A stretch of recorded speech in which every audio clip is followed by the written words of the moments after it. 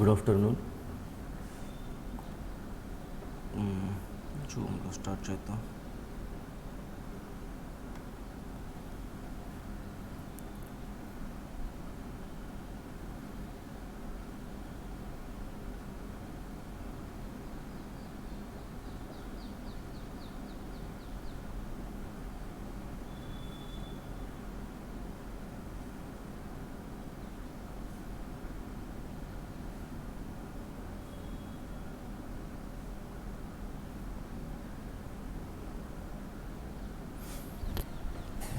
Yesterday మనం ఎంతవరకు చెప్పుకున్నామంటే కాన్సెప్ట్ నెంబర్ 6 ఆల్రెడీ చెప్పుకున్నాం. కాన్సెప్ట్ నెంబర్ 2 ఫ్రాడ్ అయిపోయిందండి. ఓకేనా? Concept number 6 independent audit already before yesterday. Okay, మనం ఆల్రెడీ చెప్పుకున్నాం. Today concept number 7. ఇవన్నీ చాప్టర్ 2లోకి ఎంటర్ అయ్యే ముందు మీరు తెలుసుకోవాల్సిన కాన్సెప్ట్స్ అండి. ఎక్కడ కూడా మీకు audit strategy chapter number 2 audit strategy అంటే ఏంటి, ఆడిట్ ప్లానింగ్ అంటే ఏంటి, ఇలా ఏం అడగరండి. ఓకేనా? దాంట్లో మిమ్మల్ని కాన్సెప్ట్స్ టచ్ చేస్తాడు. అర్థమవుతుందండి? యా. సో మనం ప్రతి కాన్సెప్ట్ని టచ్ చేసుకుంటూ వెళ్తాం. ఓకే, చివరిలో మళ్ళీ మన బోర్డు మెటీరియల్ని మళ్ళీ ఓవర్లుక్ చేసుకుంటూ వెళ్తాం. ఓకేనా? ఏమన్నా మిస్ అయి ఉంటే టాపిక్స్ అవి కూడా టాపిక్ కవర్ అయిపోతాయి కాబట్టి. Okay,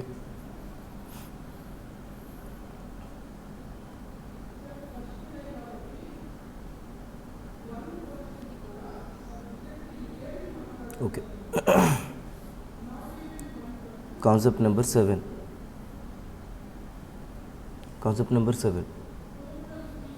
general aspects of an audit. ఆడిట్లో ఏ ఆస్పెక్ట్స్ ఉంటాయి జనరల్గా? అసలు ఆడిట్ ఎందుకు చేస్తామండి మనం? ఆడిటింగ్ ఆబ్జెక్టివ్ ఏంటి? జనరల్ ఆస్పెక్ట్స్కి వెళ్ళే ముందు ఆడిట్ ప్రైమరీ ఆబ్జెక్టివ్ ఏంటండి? ప్రైమరీ ఆబ్జెక్టివ్ ఏంటి? Forming an opinion, right? Forming an opinion. ఏం ఒపీనియన్ ఫామ్ చేస్తామండి? ట్రూ అండ్ ఫెయిర్ వ్యూగా ఉందా లేదా అని. ఓకే, ఎలాగా? కోచింగ్ వెరిఫై చేస్తాం, వాల్యుయేషన్ చేస్తాం. ఓకేనండి? లీగల్ ప్రొవిజన్స్ అన్నీ ఫాలో అవుతున్నారా లేదా చూస్తాం, ఇంటర్నల్ కంట్రోల్స్ చెక్ చేస్తాం. ఇక్కడ మళ్ళీ మనం చెప్పామంటే 265 SA. ఓకే, ఆల్రెడీ ఉందనుకుంటాను. SA 265 communicate deficiencies in internal controls to those charge with governance. Okay, those charge with governance అంటే మనం already చెప్పుకున్నట్టే.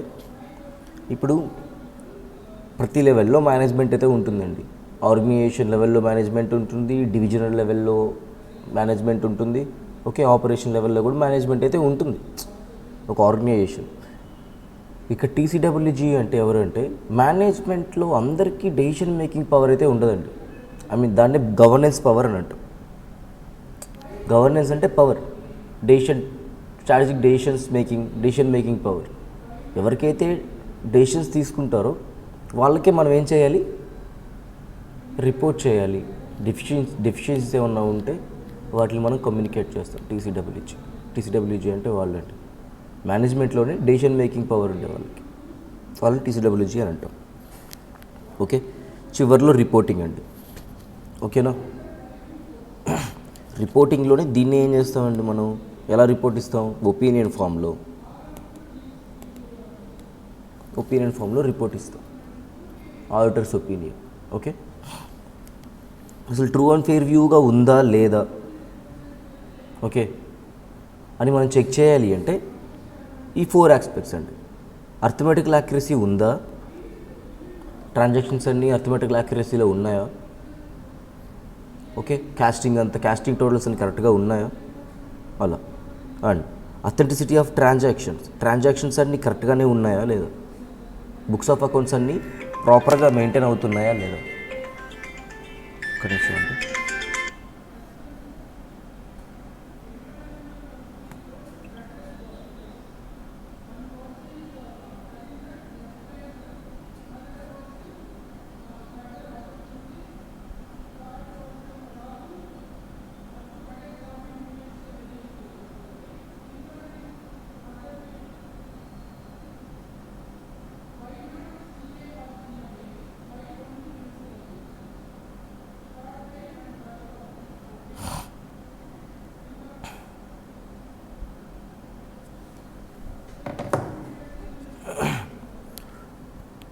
Authenticity of transactions. Okay, transactions అన్నీ అథెంటికేటెడ్గా ఉండాలి. ఓకే, అంటే బోగస్ ట్రాన్సాక్షన్స్ ఏమి ఉండకుండా ఉండాలి. ఓకేనా అండి. Proper segregation of capital and revenue expenditure. అంటే రెవెన్యూ ఎక్స్పెండిచర్ని, క్యాపిటల్ ఎక్స్పెండిచర్ని ప్రాపర్గా ఐడెంటిఫై చేయాలి. ఓకేనా అండి. ఐడెంటిఫై చేసి ఏం చేయాలి, సెగ్రిగేట్ చేసి ఉండాలి. ఓకే, అంటే క్యాపిటల్ నేచర్గా ఉండేవి క్యాపిటల్ నేచర్లోనే ఉండాలి, రెవెన్యూ నేచర్లో ఉండేవి రెవెన్యూ నేచర్లో ఉండేవి, రెండు ఇలా మిక్స్ అవ్వకూడదు. ఓకే, అంటే comparison of balance sheet and profit and loss with books of accounts. ఈ రెండు కంపేర్ చేసి కరెక్ట్గా ఉన్న మ్యాచ్ అవుతున్నాయి అంటేనే అప్పుడు ఏమవుతుంది, ట్రూ అండ్ ఫెయిర్ వ్యూగా ఉన్నట్టు. ఓకేనండి. మిస్ మ్యాచ్ అవుతూ ఉంటే బుక్స్ ఆఫ్ అకౌంట్స్తో మీ ఫినాన్షియల్ స్టేట్మెంట్స్ బుక్స్ ఆఫ్ అకౌంట్స్తో మిస్ మ్యాచ్ అవుతున్నాయంటే ట్రూ అండ్ ఫెయిర్ వ్యూగా లేవు. ఓకేనా అండి.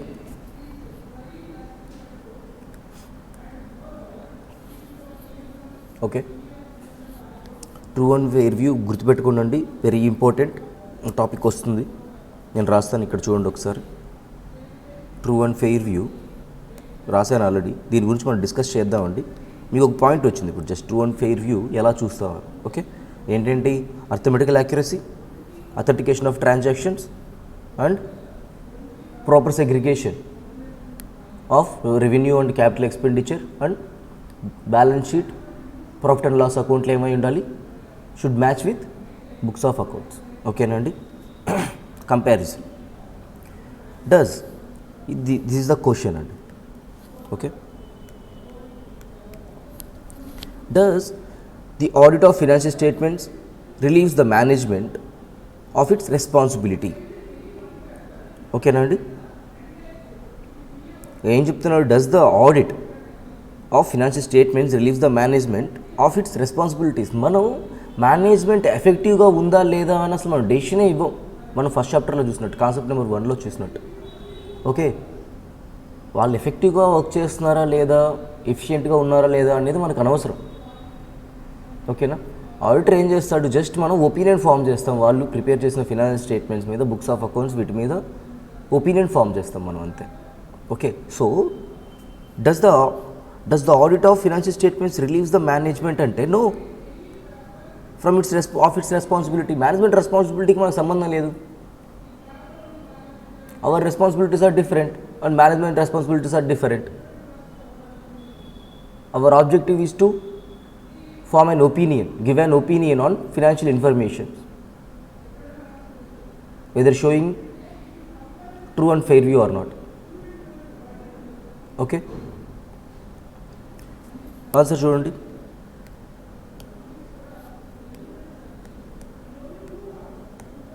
No, management responsibilities are much broader. Management responsibilities are much broader, which in any case cannot be reduced by audit. Okay, management are responsible to shareholders to conduct business in effective and efficient and effective manner. Okay, దీని గురించి అసలు మనం auditor opinion ఇవ్వడు, మనం first చాప్టర్లో మాట్లాడుకున్నాం. This is not auditors objective, not auditors responsibility. ఓకేనా అండి. Okay, this is concept number 7, general aspects. Okay, కొన్ని కాన్సెప్ట్లు చిన్నగా ఉంటాయి, కొన్ని కాన్సెప్ట్లు పెద్దగా ఉంటాయండి. ఓకేనా. ఏంటిది ఎంతలోకి అయిపోయిందా అంటే అయిపోతుంది. కొన్నిటికి ఎక్స్ప్లెనేషన్ ఎక్కువ అవసరం అవుతుంది, కొన్నిటికి ఎక్స్ప్లెనేషన్ పెద్దగా అవసరం అవ్వకపోవచ్చు. ఓకేనా అండి. Accounting policies. మీ అందరికి తెలిసే ఉంటాయి అకౌంటింగ్ పాలసీస్ అంటే ఏంటో. ఆల్రెడీ మీ అకౌంటింగ్లో వచ్చే ఉంటుంది, దాని గురించి మళ్ళీ మనం మాట్లాడుకుంటాం ఆడిటింగ్ పాయింట్ ఆఫ్ వ్యూలో. ఒకవేళ అకౌంటింగ్ పాలసీస్ చేంజ్ చేస్తే ఏం చేయాలి అలా. మీరు జస్ట్ అకౌంట్స్లో మీరు చేంజ్ చేయడం వరకే చూస్తుంటారు. ఒక అకౌంటింగ్ పాలసీ నుంచి ఇంకో అకౌంటింగ్ పాలసీస్ చేంజ్ అయ్యి ఉంటుంది అలా. ఓకే, ఇక్కడ చేంజ్ చేస్తే ఏం చేయాలి, ఓకే, అవి మాట్లాడుకుంటాం. అకౌంటింగ్ పాలసీస్లో ఏమేమి ఉంటాయి అలా. అకౌంటింగ్ పాలసీస్లో ఏముంటాయండి? Principles, accounting principles and methods of applying those principles. Okay, అంటే ఏంటండి అకౌంటింగ్ ప్రిన్సిపల్స్ అంటే ఏంటి? అకౌంటింగ్ ప్రిన్సిపల్స్ అంటే principles are called as standards. ఓకేనా అండి? అకౌంటింగ్ స్టాండర్డ్ చెప్తుంది, those are the policies. Okay, ఆ అకౌంటింగ్ స్టాండర్డ్ 2-3 మెథడ్స్ చెప్తుంది మీకు. దాంట్లో ఏదో ఒకటి మీరు ఫాలో అవుతారు. That is called accounting methods. ఓకేనండి? ప్రిన్సిపల్స్ని మనం ఏమంటామంటే స్టాండర్డ్స్ అని అంటాం. ఓకే, క్రైటీరియాస్, ప్రిన్సిపల్స్, స్టాండర్డ్స్ ఇవన్నీ సినానిమ్స్ అండి, మీరు కన్ఫ్యూజ్ అవ్వద్దు. Okay, principles are standards.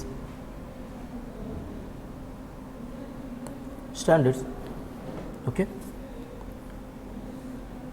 చూడండి అలాగే ఉంటుంది. Accounting standards principles. ఓకేనండి? Principles are the rules. Okay, example ఏం చెప్తున్నాడు? Depreciation. Okay, methods of applying those principles. Methods అంటే accounting methods. These are accounting methods. In policies two పార్ట్స్గా divide చేసాం. ఒకటి ప్రిన్సిపల్స్, ఇంకొకటి మెథడ్స్. ఓకే, ఏముంటాయండి డిప్రిషియేషన్లో? Methods WDV, SLM. ఓకే, అలా.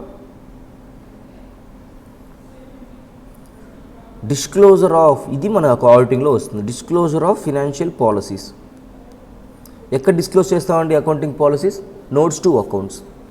వేర్? Notes to accounts. వీటిని మనం డిస్క్లోజ్ చేయాలి అంటే ఆల్ యాజ్ ఫాలోడ్. ఓకే, అన్నీ మనం డిస్క్లోజ్ చేయాలి, బట్ కొన్ని మనం డిస్క్లోజ్ చేయాల్సిన అవసరం లేదండి. ఏంటంటే బేసిక్ అజంప్షన్స్ ఉంటాయి కదండి. ఏంటి చెప్పండి basic assumptions? Fundamental accounting assumptions, going concern, consistency, accrual. ఓకేనా అండి? అవి ఫండమెంటల్ అకౌంటింగ్ అజంప్షన్స్. వీటిని నువ్వు ఫాలో అవుతూనే అకౌంట్స్ అన్ని ప్రిపేర్ చేస్తున్నావు అనేది ఒక ఫండమెంటల్ అజంప్షన్ అంటే deemed assumptions that is. Okay, so that దాన్ని మీరేమి డిస్క్లోజ్ చేయాల్సిన అవసరం లేదు.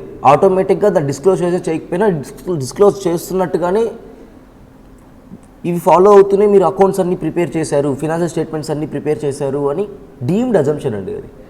సో దట్ మీరు వాటిని డిస్క్లోజ్ చేయాల్సిన అవసరం లేదు. బట్ ఎప్పుడు డిస్క్లోజ్ చేయాల్సి వస్తుంది? ఇన్ కేస్ ఆ ఫండమెంటల్ అకౌంటింగ్ అజంప్షన్స్ మీరు ఫాలో అవ్వకపోతే అప్పుడు మాత్రం ఖచ్చితంగా ఏం చేయాలి? డిస్క్లోజ్ చేయాలి. ఓకేనా అండి? FAA when they are followed need not to be disclosed. Okay, why? ఎందుకు డిస్క్లోజ్ చేయాలి? For better comparison and for better understanding of financial statements. ఎందుకు? విచ్ అంటే వేటిని అన్నిటిని. బట్ ఫండమెంటల్ అకౌంటింగ్ అజంప్షన్ మీరేమీ డిస్క్లోజ్ చేయాల్సిన అవసరం లేదు. బట్ వాటిని ఫాలో అవ్వకపోతే ఖచ్చితంగా మళ్ళీ మీరు డిస్క్లోజ్ చేయాలి. ఫాలో అవుతూ డిస్క్లోజ్ చేయాల్సిన అవసరం లేదు, ఎందుకంటే deemed assumption that is. And why? ఎందుకు? బెటర్ కంపారిజన్, బెటర్ అండర్స్టాండింగ్ ఆ ఫినాన్షియల్ స్టేట్మెంట్స్. ఏ అకౌంటింగ్ మెథడ్స్ యూజ్ చేసి మనం ఫినాన్షియల్ స్టేట్మెంట్స్ని ప్రిపేర్ చేసామని. ఇన్ కేస్ ఎందుకు చేయాలి అంటే, ఇప్పుడు నేను ఒక అకౌంటింగ్ మెథడ్ నుంచి ఇంకో అకౌంటింగ్ మెథడ్కి చేంజ్ అయ్యాను. ఇలా అకౌంటింగ్ మెథడ్స్ చేంజ్ చేయడం వల్ల, లేకపోతే అకౌంటింగ్ పాలసీస్ చేంజ్ చేయడం వల్ల ఏం జరుగుతుంది అంటే, నా ప్రాఫిట్స్లో డిఫరెన్సెస్ రావచ్చు. ఓకే, సో నెట్ ఇన్కమ్లో డిఫరెన్సెస్ రావచ్చు. నెట్ ఇన్కమ్లో డిఫరెన్స్ వస్తే ఏమొస్తుంది? డైరెక్ట్గా రిటైన్ ఎర్నింగ్స్కి వెళ్తుంది. ఓకే, సో ఈ డిఫరెన్సెస్ అన్నీ రావచ్చు. అర్థమవుతుందా అండి? సో ఇవన్నీ అర్థం చేసుకోవడం కోసం మనం ఏం చేయాలి? డిస్క్లోజ్ చేయాలి for better comparison and for better understanding of financial statements. ఓకేనా అండి? ఫండమెంటల్ అకౌంటింగ్ అజంప్షన్స్ దీస్ ఏంటండి? ఎఫ్ఏఐ అంటే fundamental accounting assumptions. Okay,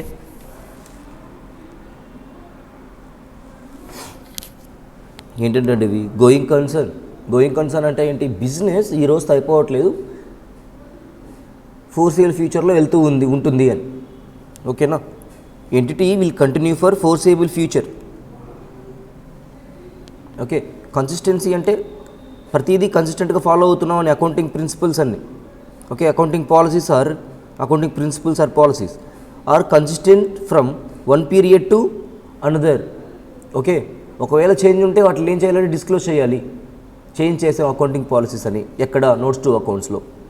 accrual concept idea ఉంది కదండి. అక్రూవల్ కాన్సెప్ట్ అంటే ఏంటి? ఎప్పుడైతే ఎర్న్ చేస్తామో అప్పుడు మనం అమౌంట్ని రికగ్నైజ్ చేయాలి. ఎప్పుడైతే ఇంకర్ అవుతామో కాస్ట్లు, అప్పుడు వాటిని రికగ్నైజ్ చేసేయాలి. Recognize revenues and cost as they are earned or incurred. ఓకేనా అండి?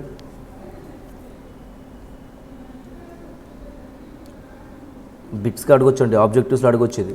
ఓకే, సబ్జెక్టివ్ థింగ్గా కష్టం అవ్వచ్చు కానీ. ఓకే,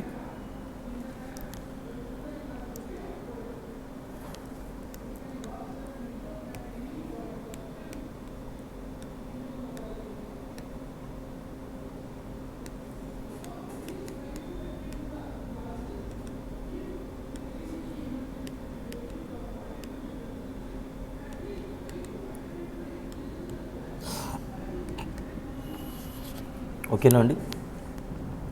ఇంపార్టెంట్ అన్నీ పక్కన రాస్తూ ఉంటాను మనం. ఓకేనా అండి? క్రైటీరియా, క్రైటీరియా అంటే ఏంటండి? ప్రిన్సిపల్స్. Okay, rules. క్రైటీరియా అంటే ఏంటంటే rules for or principles for selecting accounting policies. Okay, వేటి బేసిస్ మీద మనం అకౌంటింగ్ పాలసీస్ని సెలెక్ట్ చేసుకుంటాం. Substance over form. సబ్స్టాన్స్ అంటే ఏంటండి? సబ్స్టాన్స్ అంటే ఏంటి? Physical thing you have. Over form. Okay, అంటే ఇప్పుడు కార్ కొన్నారండి. మీరు కార్ కొన్నారు, బట్ మీరు ఇంకా రిజిస్ట్రేషన్ అవ్వలేదు. మీ దగ్గర కార్ వచ్చేసింది, మనీ పే చేశారు, మీ దగ్గర కార్ వచ్చేసింది, అన్నీ జరిగాయి.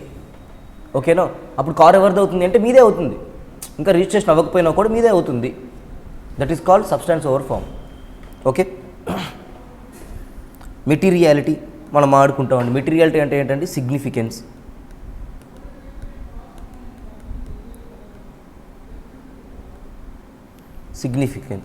ఓకేనండి? ప్రూడెన్స్ అంటే ఏంటండి? రెవెన్యూస్ని ఏం చేస్తే వాటిని రికగ్నైజ్ చేయం, బట్ లాసెస్ని మాత్రం ఏం చేస్తామండి? గెయిన్స్ని మాత్రం రికగ్నైజ్ చేయం అవి వచ్చేంత వరకు, బట్ లాసెస్ మాత్రం ఏం చేస్తామండి? రికగ్నైజ్ చేసేస్తాం. For what? ఎందుకు ప్రుడెన్స్ ప్రిన్సిపల్స్ ఫాలో అవుతున్నాం మనం? చెప్పండి. ఆబ్లిగేషన్స్ని మీట్ అవ్వడం కోసం. ఓకేనా అండి? మాట్లాడుకుంటాం మళ్ళీ. సబ్స్టాన్స్ ఓవర్ ఫామ్ ఏంటండి? సబ్స్టాన్స్ అంటే actual, over form this is legal form. Okay, vehicle purchased on 28/3/2014 and total consideration paid and asset taken in position that registration completed on 5/4 అంటే 5/4/2014 అంటే ఏమైపోయిందండి? ఇది నెక్స్ట్ ఇయర్కి వెళ్ళిపోయింది కదా. 28 మార్చ్ అంటే present year, but legal form ఎప్పుడు వచ్చిందండి? Next year. But మనం ఎప్పుడు రికగ్నైజ్ చేయాలి అంటే వెహికల్ రికగ్నైజ్ చేయాలా లేదా ఈ ఇయర్ అంటే చెయ్యాలి, సబ్స్టాన్స్ ఉంది కాబట్టి. ఓకేనా అండి. And materiality, all material items should be disclosed separately. మనం సపరేట్గా డిస్క్లోజ్ చేయాలి మెటీరియల్ ఐటమ్స్ అన్నింటిని. మెటీరియల్ ఐటమ్స్ అంటే ఏంటంటే సిగ్నిఫికెంట్ ఐటమ్స్, అంటే ఫినాన్షియల్ యూజర్స్ ఇన్ఫ్లుయెన్స్ అయ్యే any item that is material item. ఓకేనండి. అవన్నిటిని ఏం చేయాలి మనం సపరేట్గా డిస్క్లోజ్ చేయాలి. And Prudence,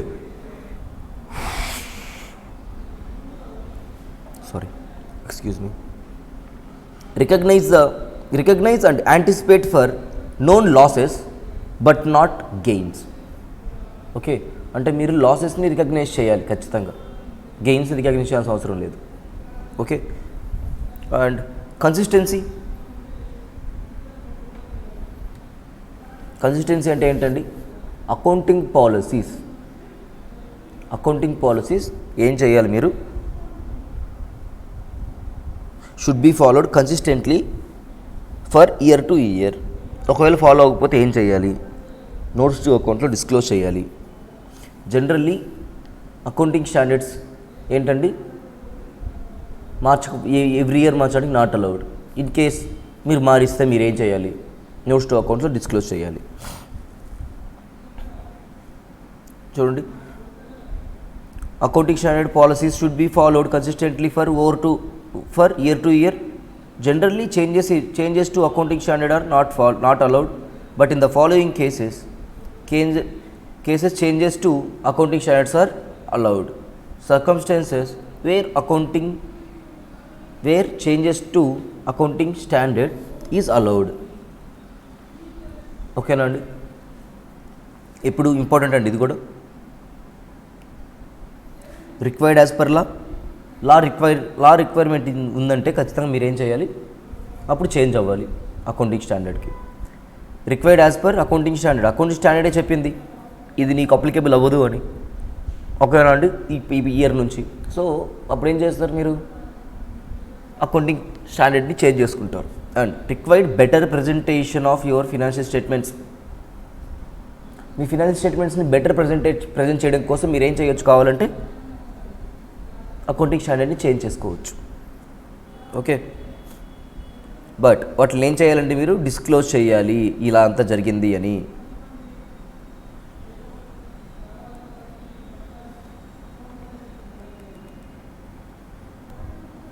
Disclosure requirements when there is changes to accounting standards. Okay, fact of consistency not followed, అది రాయాలి. ఓకే, రీజన్స్ ఆఫ్ డీవియేషన్, ఎందుకు మీరు చేంజ్ అవుతున్నారో అది కూడా మీరు డిస్క్లోజ్ చేయాలి. Impact on financial statements due to such deviations. నేను ఒకటి చెప్తున్నానండి, అకౌంటింగ్ స్టాండర్డ్స్ చేంజ్ అయితే మీరు ఫినాన్షియల్ స్టేట్మెంట్స్ని ఏం చేయాల్సి వస్తుంది అంటే రెట్రాస్పెక్టివ్ ఎఫెక్ట్ ఇవ్వాలి.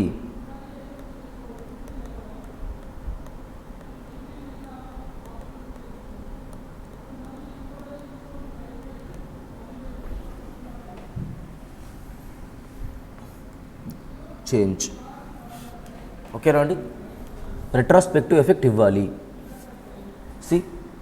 Impact on financial statement due to such deviation కూడా ఇవ్వాలి. ఓకేనా అండి. ఎప్పుడెప్పుడు, current year. Okay, and current year ఇదేంటండి, ఫ్యూచర్ ఇయర్. ఓకేనా అండి, future year. And in case మీరు ఎఫెక్ట్ మీరు చూపించలేకపోతున్నారు, నెక్స్ట్ ఇయర్స్ ఎలా ఉండబోతుందని మీరు ఒక ఎఫెక్ట్ మీరు చూపించలేకపోతున్నారు, అప్పుడు ఏం చేయాలి అంటే ఇనేబిలిటీ టు డిటెక్ట్, ఇనేబిలిటీని కూడా మీరు ఏం చేయాల్సి వస్తుంది, డిస్క్లోజ్ చేయాలి. మనం క్యాలిక్యులేట్ చేయలేకపోతున్నాం, వీఆర్ ఇనేబుల్. ఓకేనా అండి, అని డిస్క్లోజ్ చేయాలి. Okay, now concept number 9. Concept number 9, true and fair view. సరేలేండి, కాన్సెప్ట్ నెంబర్ 7, కాన్సెప్ట్ నెంబర్ 8 ఎలా ఉన్నాయి, ఈజీగానే ఉన్నాయి కదా. సో ఒక 2 minutes టైం తీసుకోండి. చూడండి.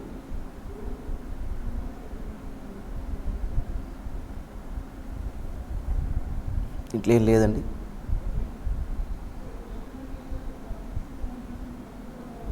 గుర్తుంది కదా, ఇది true and fair view.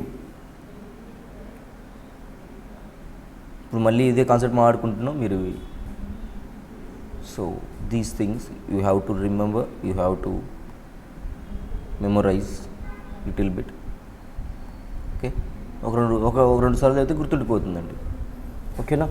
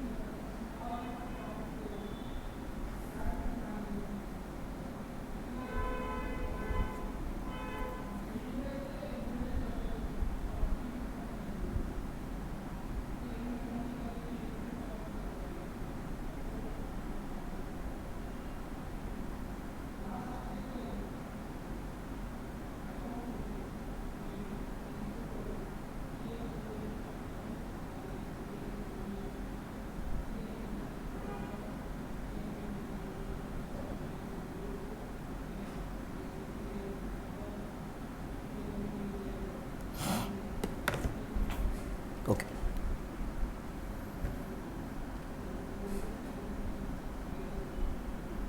Accounting policies, fundamental accounting assumptions important. సరే, ట్రూ అండ్ ఫెయిర్ వ్యూ. ఈ ట్రూ అండ్ ఫెయిర్ వ్యూ అంటే ఏంటి సార్ అంటే ఎక్కడ డిఫైన్ చేయలేదండి ట్రూ అండ్ ఫెయిర్ వ్యూ అని. ఓకేనా? దీని మీద క్వశ్చన్ అడగవచ్చు, explain the concept of true and fair view అని. ఓకేనా అండి? ఈ ట్రూ అండ్ ఫెయిర్ వ్యూ అనే కాన్సెప్ట్ ఎక్కడి నుంచి వస్తుందంటే మనం ఇవ్వాల్సిన ఒపీనియన్ అది. ఓకేనా అండి? True and fair view opinion ఇది ఏమవుతుంది, basic objective.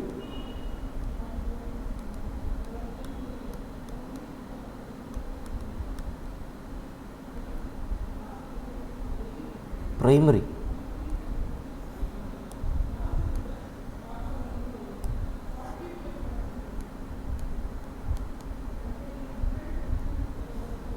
objective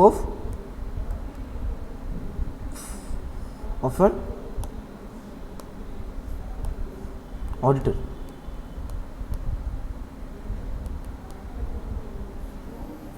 Okay, true and fair view, it is not defined in any act. ఏ యాక్ట్లో ఒక ట్రూ అండ్ ఫెయిర్ వ్యూ ఉందా లేదా లేదండి, మనం చూడాలి, మనం చెప్పాలి ట్రూ అండ్ ఫెయిర్ వ్యూగా ఉందా లేదా అని. అంటే ఎలాగా, ఇప్పుడు మనం మాట్లాడుకున్నాం ఇందాక, అర్థమెటికల్ యాక్యురసీ ఉందా, ఓకే, అండ్ ఇంకా ఏం చూడాలి, అథెంటిసిటీ ఉందా లేదా, అండ్ ప్రాపర్ సెగ్రిగేషన్ ఉందా లేదా రెవెన్యూకి క్యాపిటల్స్కి. ఓకేనా అండి? And books of accounts and profit and loss account balance sheet ఆ కంపారిజన్ చేసి రెండు మ్యాచ్ అవుతున్నాయా లేదా. ఓకేనా? ఇలా మ్యాచ్ అవుతూ ఉంటే అవి ట్రూ అండ్ ఫెయిర్ వ్యూగా ఉన్నట్టు. ఓకేనా అండి? అండ్ ప్రైమరీగా బిఫోర్ దట్ మీకు ఒకవేళ క్వశ్చన్ అడిగితే ఏం రాయాలి ఇక్కడ. ఓకే, మనం ఆల్రెడీ సెక్షన్ 128 మాట్లాడుకున్నామండి. ఇక్కడ ఉంటుంది సెక్షన్ 128. యా, సెక్షన్ 128లోనే ఇంకా చాలా సెక్షన్ 128లో చాలా చెప్తారండి. బుక్స్ ఆఫ్ అకౌంట్స్ ప్రాపర్గా మెయింటైన్ చేయాలి, డబుల్ ఎంట్రీ సిస్టంలోనే మెయింటైన్ చేయాలి books of accounts, and register ఆఫీస్లోనే మెయింటైన్ చేయాలి. ఇన్ కేస్ రిజిస్టర్ ఆఫీస్లో మెయింటైన్ చేయకుండా వేరే అదర్ ప్లేస్లో మెయింటైన్ చేస్తుంటే ఆ ఫుల్ అడ్రస్ని ఓకే రిజిస్ట్రార్కి చెప్పాలి, ఆర్ఓసికి ఫైల్ చేయాలి ఫుల్ అడ్రస్ అవన్నీ. ఓకే, ఇవన్నీ సెక్షన్ 128లో చెప్తారు. ఓకే, సో మన ఫస్ట్ పాయింట్ ఏమవుతుంది అంటే okay proper books of accounts ఉండాలి. Okay, you should maintain proper books of account under section 128. Okay, first point. And second section 129 ఏం చెప్తుంది అంటే, ఓకేనండి, ఫినాన్షియల్ రిపోర్టింగ్ ఫ్రేమ్వర్క్లోనే ఉండాలి. అకౌంట్స్ అన్నీ ఎలా ప్రిపేర్ చేయాలండి? ఫినాన్స్ స్టేట్మెంట్స్ అన్నీ ఫినాన్షియల్ రిపోర్టింగ్ ఫ్రేమ్వర్క్లోనే ప్రిపేర్ చేయాలి. అంటే షెడ్యూల్ 3 కావచ్చు, అకౌంటింగ్ స్టాండర్డ్స్ కావచ్చు, ఇవన్నీ. ఓకే, అర్థమవుతుందండి? ఇవన్నీ ఫినాన్షియల్ రిపోర్టింగ్ ఫ్రేమ్వర్క్లోనే ప్రిపేర్ చేయాలి. సో మన సెకండ్ పాయింట్ ఏమవుతుంది? Financial statement prepared in accordance with section 129. That is the second point. ఓకేనండి, ఒకసారి చూడండి. మనం ఈ కాన్సెప్ట్ చెప్పినప్పుడు మీకు అర్థమైపోతుంది. బుక్స్ ఆఫ్ అకౌంట్స్ ఎలా ప్రిపేర్ చేయాలండి? డబుల్ ఎంట్రీ సిస్టమ్ ఫాలో అవ్వాలి. ఎవరు చెప్తారు ఇది? సెక్షన్ 128 చెప్తుంది. Okay, double entry system follow అవ్వాలి అండ్ అక్రూవల్ కాన్సెప్ట్ ఫాలో అవుతూ బుక్స్ ఆఫ్ అకౌంట్స్ని ప్రిపేర్ చేయాలి. ఓకే, ఫినాన్షియల్ స్టేట్మెంట్స్ ఎవరు చెప్తారండి? సెక్షన్ 129 చెప్తుంది ఫినాన్షియల్ స్టేట్మెంట్స్ ఎలా ప్రిపేర్ చేయాలి అని. అకౌంటింగ్ స్టాండర్డ్స్ ఫాలో అవ్వాలి, ఫ్రేమ్వర్క్లోనే, ఫినాన్షియల్ రిపోర్టింగ్ ఫ్రేమ్వర్క్లోనే ఉండాలి. ఆర్ ఎనీ స్పెషల్ యాక్ట్ చెప్పుకుంటూ చేయాలి. స్పెషల్ యాక్ట్లు ఏమన్నా చెప్పుకుంటూ చేయాలి. సర్క్యులర్స్ అండ్ అమెండ్మెంట్స్ అన్నీ ఫాలో అవుతూ ఉండాలి. అలా ఫాలో అవుతూ ఫినాన్స్ స్టేట్మెంట్స్ని ప్రిపేర్ చేయాలి. అండ్ వన్ డ్యూటీ ఉంటుందండి మనకి, కంపెనీస్ యాక్ట్లో వస్తుంది. అది కంపెనీ ఆడిట్లో వస్తుంది. Section 140 subsection 2, duty of an auditor. Okay, duty of an auditor ఏంటి అంటే, auditor should report to members that financial statements give true and fair view of state of affairs of the company. Okay, and our primary objective ఏంటండి?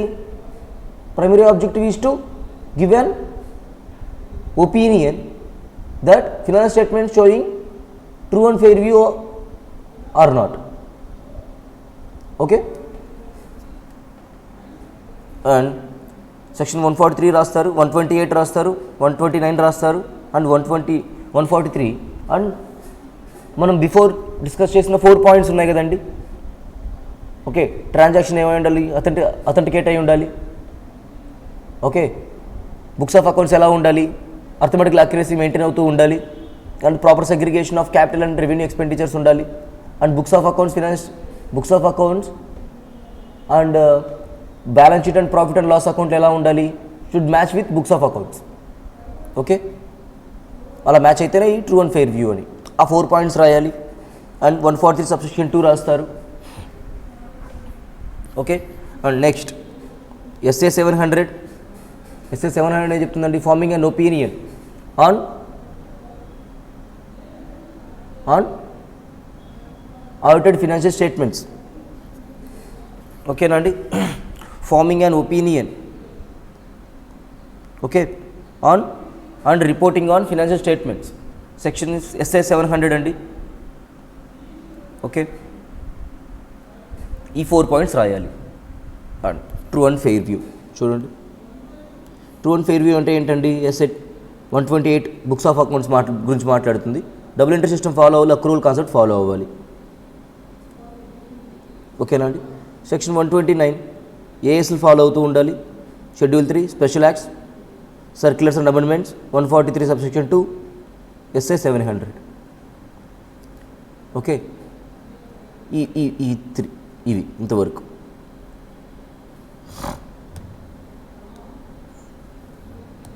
ఓకేనండి, this is true and fair view concept. ఒక్కసారి ఒక 2 minutes time తీసుకొని చూడండి.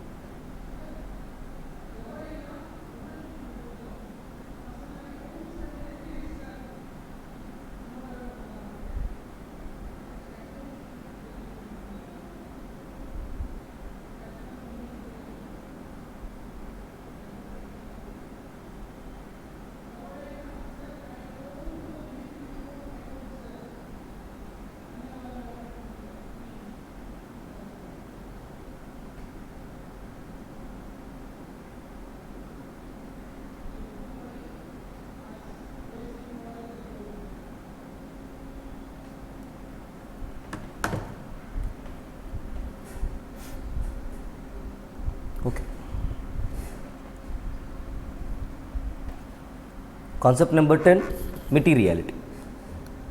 Okay, materiality మనం చాలాసార్లు ఆడుకుంటూ వచ్చాం. మెటీరియాలిటీ అంటే ఏంటంటే significance. Okay, significance.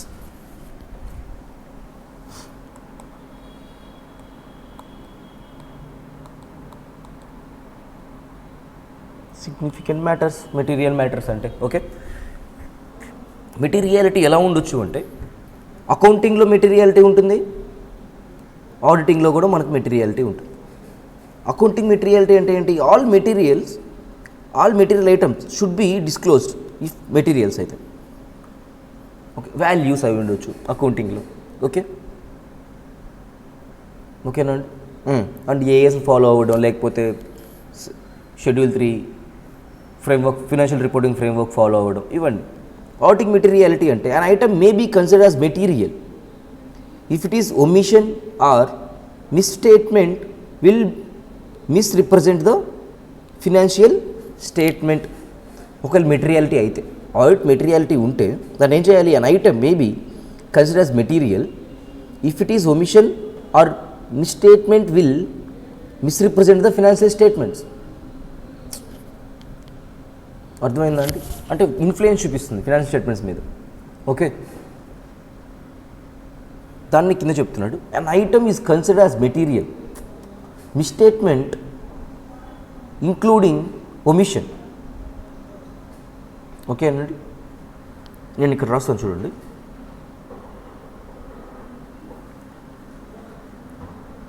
an item considered as material if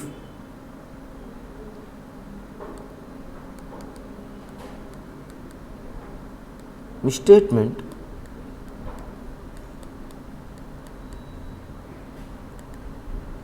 including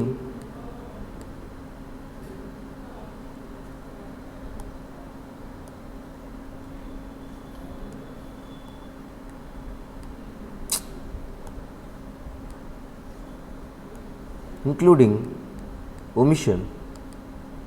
Okay,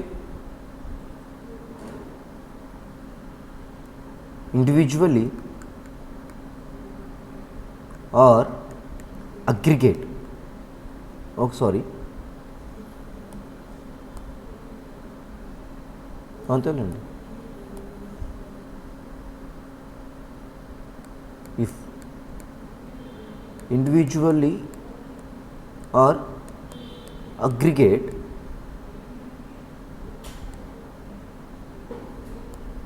aggregately influence the economic decisions of the users. ఓకేనా అండి?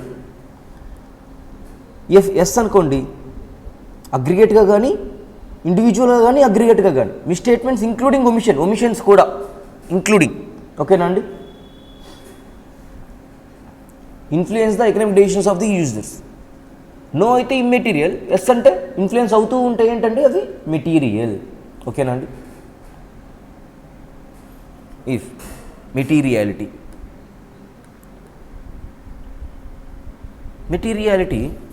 అంటే ఏంటండి? ఫినాన్షియల్ రిపోర్టింగ్ ఫ్రేమ్వర్క్లో చెప్తూ ఉంటే ఖచ్చితంగా ఏం చేయాలండి? ఫినాన్షియల్ రిపోర్టింగ్ ఫ్రేమ్వర్క్ని ఫాలో అవ్వాలి. ఫినాన్షియల్ రిపోర్టింగ్ ఫ్రేమ్వర్క్ ఎవరిస్తారండి? Financial accounting standard board. వాళ్ళు చెప్పారంటే ఖచ్చితంగా ఫినాన్షియల్ రిపోర్టింగ్ ఫ్రేమ్వర్క్ని ఫాలో అవ్వాలి. ఆప్షన్స్ ఉంటే దాంట్లో ఏదైనా ఫాలో అవ్వచ్చు. ఓకేనా అండి? Adapt that one. అడాప్ట్ అవ్వకపోతే ఏంటండి? అది మీరు ట్రూ అండ్ ఫెయిర్ వ్యూగా లేరు అని అర్థం. ఓకేనండి? Not said in FRFW, financial reporting ఫ్రేమ్వర్క్లో చెప్పలేదు. ఇప్పుడు షెడ్యూల్ 3 ఫాలో అవ్వాలి ఖచ్చితంగా ఆల్ కంపెనీస్ అన్నప్పుడు నేను ఖచ్చితంగా షెడ్యూల్ 3 ఫాలో అవ్వాలి. లేదు అంటే ట్రూ అండ్ ఫెయిర్ వ్యూగా లేదు అన్నట్టు. నాకు అమౌంట్స్ ఈ లెవెల్ ఆఫ్ అమౌంట్ దాటిన తర్వాత అది నాకు మెటీరియల్ అనేది నాకు ఎక్కడ ఫినాన్షియల్ రిపోర్టింగ్ ఫ్రేమ్వర్క్లో ఎక్కడ చెప్పరండి. ఎక్కడ ఏ రూల్స్ చెప్పవు. కంపెనీ సైజుని బట్టి, కంపెనీ ట్రాన్సాక్షన్స్ని బట్టి వాల్యూస్ చేంజ్ అవుతూ ఉంటాయి, మెటీరియల్ వాల్యూస్. సో అప్పుడు ఏం చేస్తారు? మీరు మీ ప్రొఫెషనల్ జడ్జ్మెంట్ని యూజ్ చేయాలి. Based on your professional judgement అది మెటీరియల్ కాదని మీకు అర్థమవుతుంది. అది ఫినాన్షియల్ స్టేట్మెంట్స్ని, ఫినాన్షియల్ యూజర్స్ని ఇన్ఫ్లుయెన్స్ చేస్తుందో వాళ్ళ డెసిషన్ని లేదా అనే విషయం మీకు తెలుస్తుంది. ఓకేనా అండి? మీ ఎక్స్పీరియన్సెస్తో. ఓకేనా అండి? మీ knowledge. Use professional judgement to decide materiality. ఓకేనా అండి? Deciding materiality by using professional judgement. మీ ప్రొఫెషనల్ జడ్జ్మెంట్స్తో ఎలా డిసైడ్ అవుతారు? సైజ్ ఆఫ్ రిలేటివ్ ఐటమ్, ఎంత సైజులో ఉంది అంటే ఐ మీన్ అమౌంట్ ఎంత. ఓకేనా అండి? ఒక కంపెనీకి ఏమవ్వచ్చు 500 అనేది 500 బాగోదులేండి, ఒక 10,000 అనేది మెటీరియల్ అవుతుంది, ఇంకొక కంపెనీకి మెటీరియల్ కాకపోవచ్చు వాల్యూస్. ఓకేనా అండి? So size of relative items. Okay, అందుకే మనం రిలేటివ్ ఐటమ్ అంటామండి. ఎప్పుడు అబ్జల్యూట్ అంటే అందరికి ఒకటే అని, బట్ రిలేటివ్ అనగానే ఏమవుతుంది, ఒక్కొక్క ఎంటిటీకి ఒక్కొక్కలా మారిపోతుంది కాబట్టి. ఓకేనా అండి? అండ్ ఒక్కొక్కరు ప్రొఫెషనల్ జడ్జ్మెంట్తో ఒక్కొక్కటి మెటీరియల్ థింగా కాదా అనే విషయం చేంజ్ అవుతూ ఉంది కాబట్టి మనం రిలేటెడ్ ఐటమ్స్ అని అంటాం. ఇక్కడ రిలేటెడ్ అని వర్డ్ వాడుతున్నాం, రిలేటివ్ అని. ఓకేనా అండి? Size of relative item, impact of relative item. ఓకేనా అండి? ఇంపాక్ట్ ఎలా చూపిస్తుంది అని.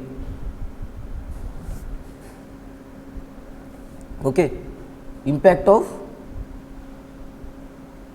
Relative item.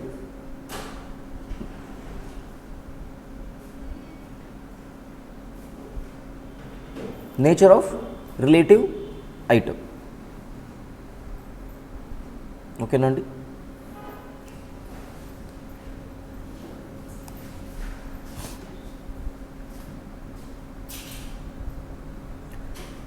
జడ్జిమెంట్ ఎలా తీసుకోవాలి, ప్రొఫెషనల్ జడ్జిమెంట్ అబౌట్ మెటీరియాలిటీ ఎలా.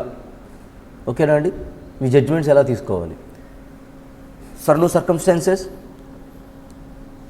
Okay, needs of users of financial statements ఏ బేసిస్ మీద ఇన్ఫ్లుయెన్స్ అవుతున్నారు, వాళ్ళ నీడ్స్ ఏంటి. ఓకేనా అండి? సైజ్ ఆర్ నేచర్ ఆఫ్ మీ స్టేట్మెంట్స్. సైజ్ చిన్నదైనా కూడా నేను మాట్లాడుకున్నాం. ఓకేనా అండి? రిపిటేటివ్గా జరిగితే ఏమవుతుంది, అగ్రిగేట్గా ఏమవుతుందండి, అది చాలా హ్యూజ్ అమౌంట్ అవుతుంది. ఓకేనా అండి?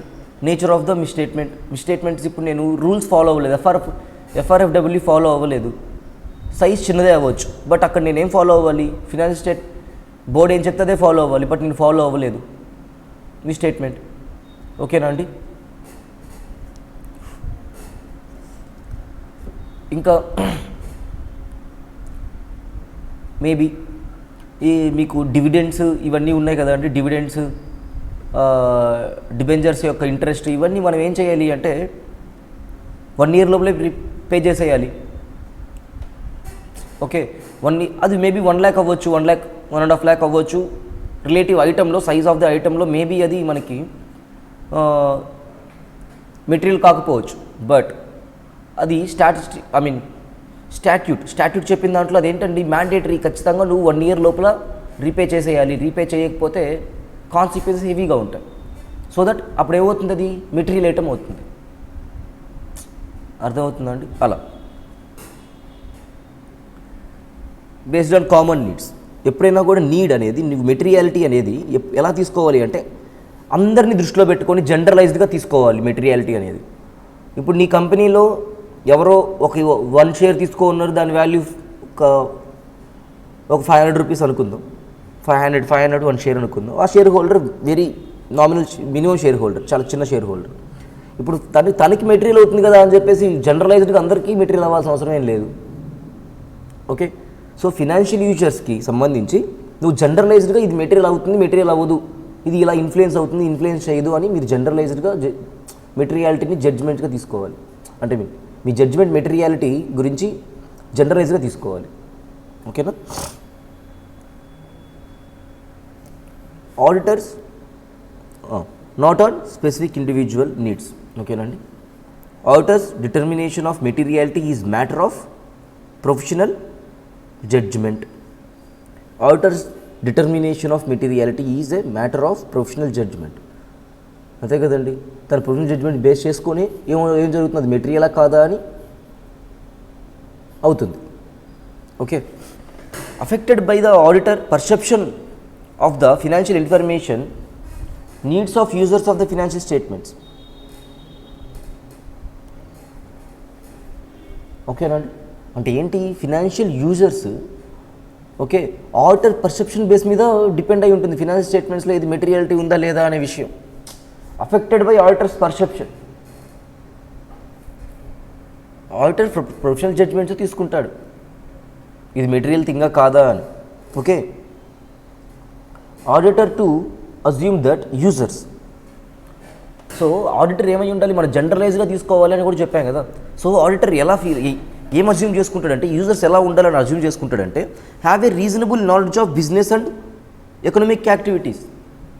అంటే మనం ఆడిట్ చేస్తున్న ఫినాన్షియల్ స్టేట్మెంట్స్ని రీడ్ చేసేవాళ్ళు వాళ్ళకి, అంటే యూజ్ చేసేవాళ్ళు యూజర్స్. ఓకే, ఇన్వెస్టర్స్ అనుకుందాం.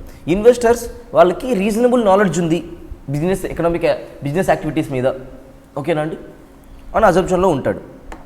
Understand that financial statements understand చేసుకోగలరు. Okay, recognise the uncertainties, any uncertainties ఏమన్నా ఉంటే రికగ్నైజ్ చేయగలరు, అంటే చేంజెస్ ఏమన్నా ఉంటే. Okay, make reasonable economic decisions తీసుకుంటారు. అంటే ఏంటి, షేర్ అంటే వెళ్ళి కొనేయడం కాదండి, మీ ప్రాపర్ డెసిషన్ తీసుకుంటారు వాళ్ళు, economic decisions. Okay okay materiality అన్ని స్టేజెస్లో మనం యూజ్ చేస్తూ ఉంటామండి.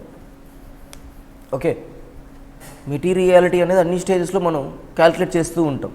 First thing, performance at planning స్టేజ్లో.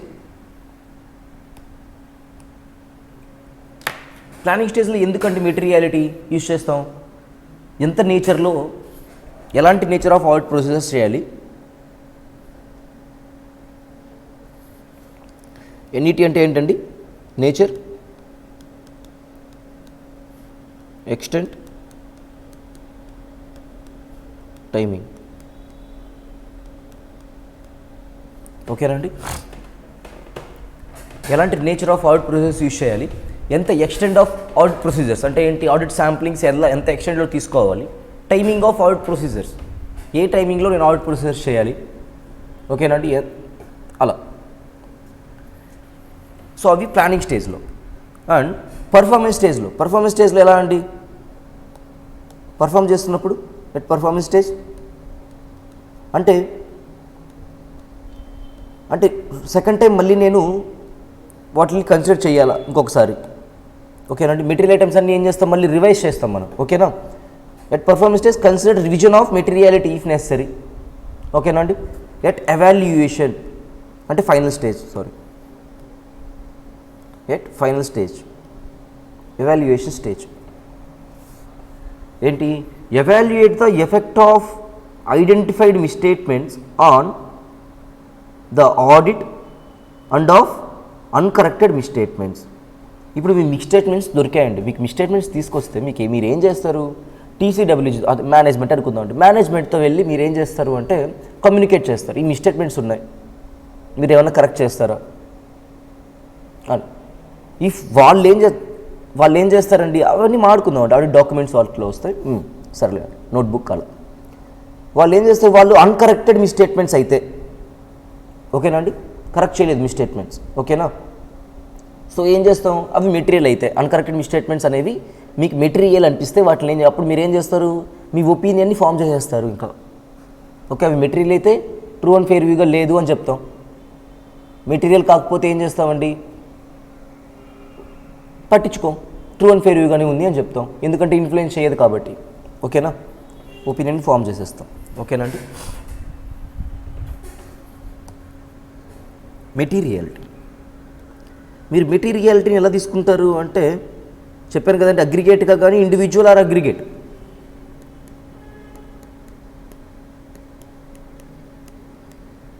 ఇండివిజువల్లీ ఆర్ అగ్రిగేట్గా. ఓకేనా అండి,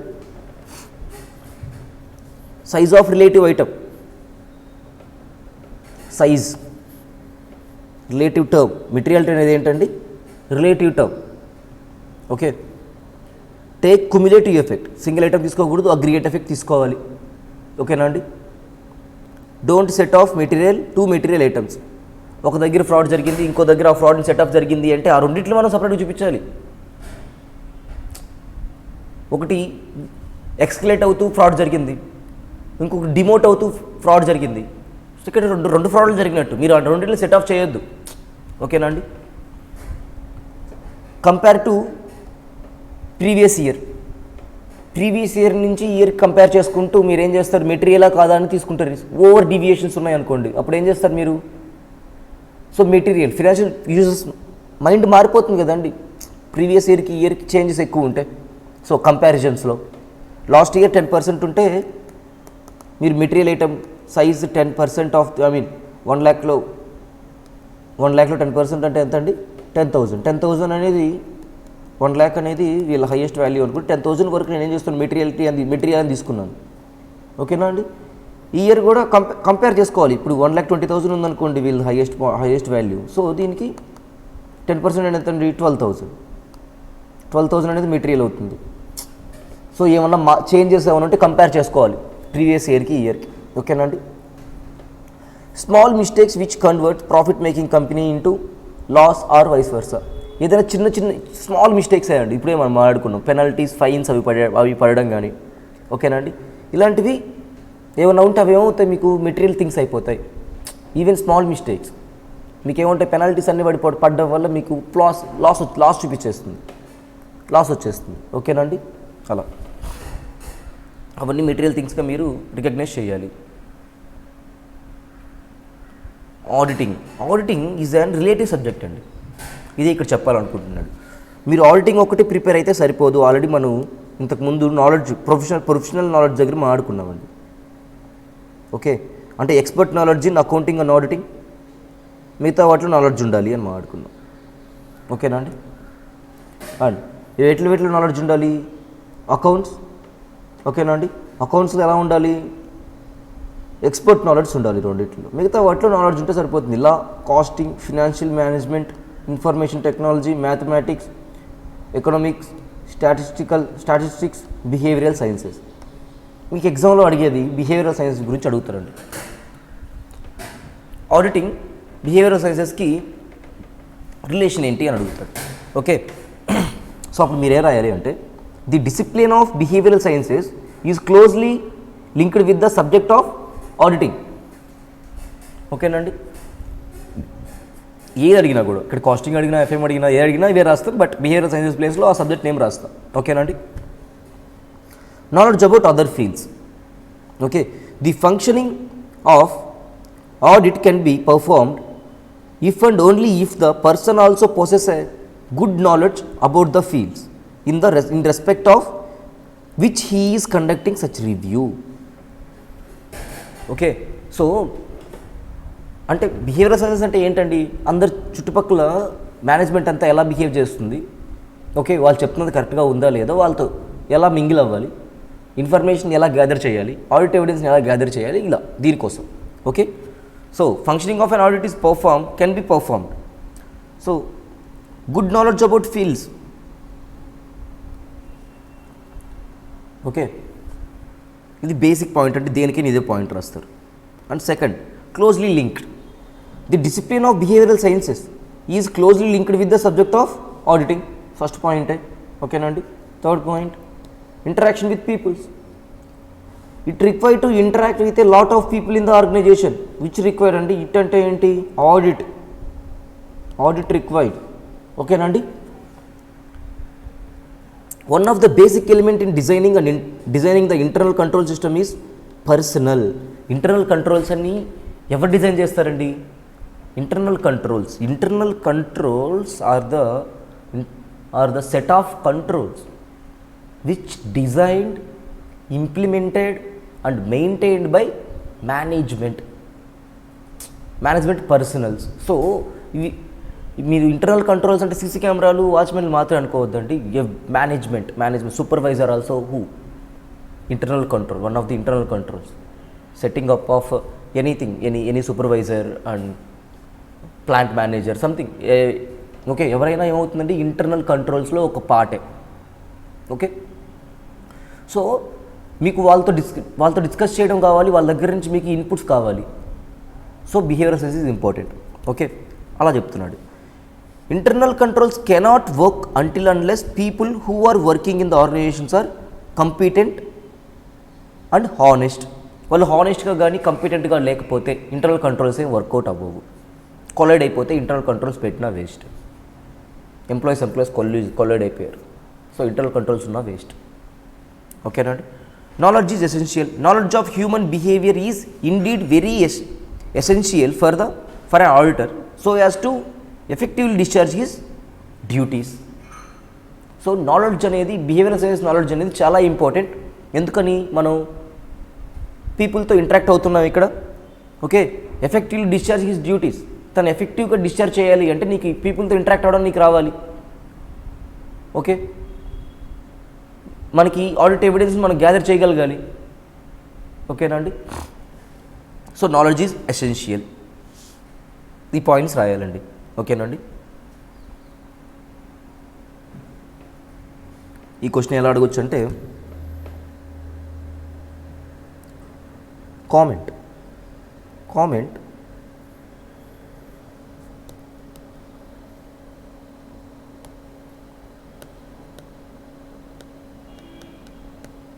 behavioral science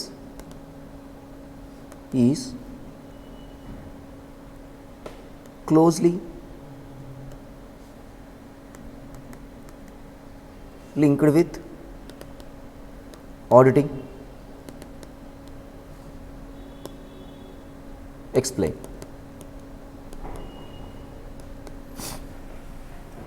ఓకేనా అండి. Important. Types of an audit. ఈ టైప్స్ ఆఫ్ అన్ ఆడిట్ ఏం లేదండి, ఏం మీరు చదవాల్సిన అవసరం లేదు. దీంట్లో మీకు ఏం ఇంపార్టెంట్ అంటే టైప్స్ ఆఫ్ అన్ ఆడిట్లో differences important. Statutory audit, non statutory audit. మీకు ఫస్ట్ చాప్టర్లో voluntary or compulsory, voluntary or mandatory అని వచ్చింది కదండి, అది. ఓకే, స్టాట్యూటరీ ఆడిట్ ఏంటండి, compulsory under any statute.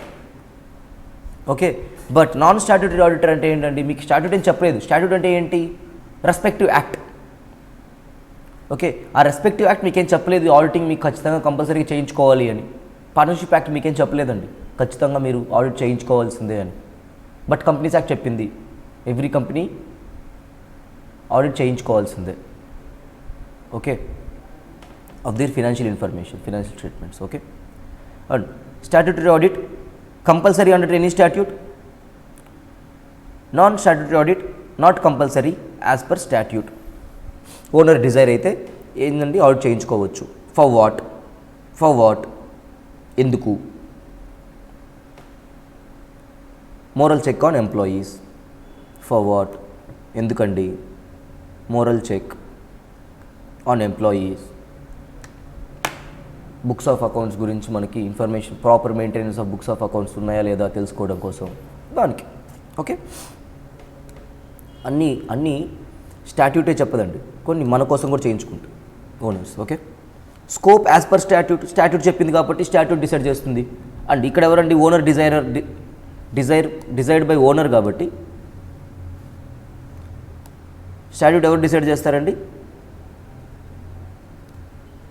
Management. ఎవరే, ఓనర్ ఆర్ మేనేజ్మెంట్. ఓకేనండి. Example company act, banking regulation act, these are statutes అండి. Okay, insurance act, Indian electricity act. ఓకేనండి, these are statutes. ఇక్కడ ప్రొపరేటరీ కన్సర్న్స్, పార్ట్నర్షిప్ ఫర్మ్స్. ఓకేనండి, ఇవి వీటికి not compulsory, owner desire అయితే చేయించుకుంటాడు.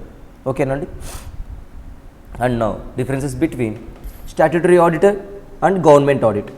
Statutory audit అంటే ఇప్పుడే మాట్లాడుకున్నాం ఏంటండి, required by statute, applicable to all private companies, all cooperative societies. Okay, proprietoryship and partnership concerns in some cases. ఓకేనా అండి. 44 సబ్సెక్షన్ ఏబి ట్యాక్స్ ఆడిట్ చెప్తుందండి. Okay, tax audit చేయించుకోవాల్సిందే.